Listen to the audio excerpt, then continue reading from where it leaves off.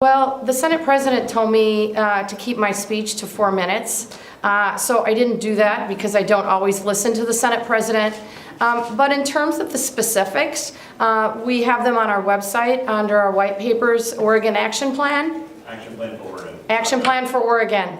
So all the details are there, but I can talk a little bit more about the specifics. So in terms of housing, I'm going to be focused on getting our children and families off the streets, making sure that we provide permanent supportive housing for our chronically homeless, and getting our veterans off the streets. It's a $400 million bonding and other fund package. It is frankly the biggest package we have ever seen in Oregon history. And I'm really focused on building more affordable units because I think that's the best thing that we can do to get our families off the streets. So that will be the focus there.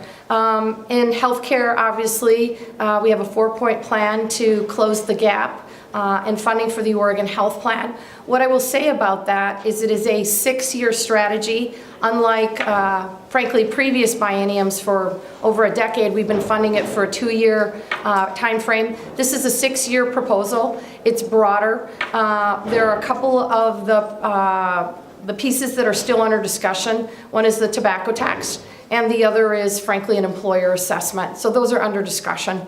The third piece, in terms of climate change, you're going to see the Clean Energy Jobs Bill at the end of this session. Sorry, the end of February, the end of January. The end of January, sorry. You'll see it at the end of January. It will outline the details. My team has been working very closely with the Legislative Committee, and then they've been meeting regularly with stakeholders. And I think in education, I laid out in my white paper our priorities around education, but let me be very clear. In addition to the $9.1 billion that I would like to invest in K through 12 schools, which includes $100 million to help stabilize PERS rates, I believe that we need to fund 10,000 additional slots for early childhood education, pre-K essentially. Number 2, that we need to reduce class sizes for K through 3 and increase the school year. This is not something that high schools are very excited about, but we think we need to have a 180-day school year. The early childhood education, the price tag on that is about $285 million.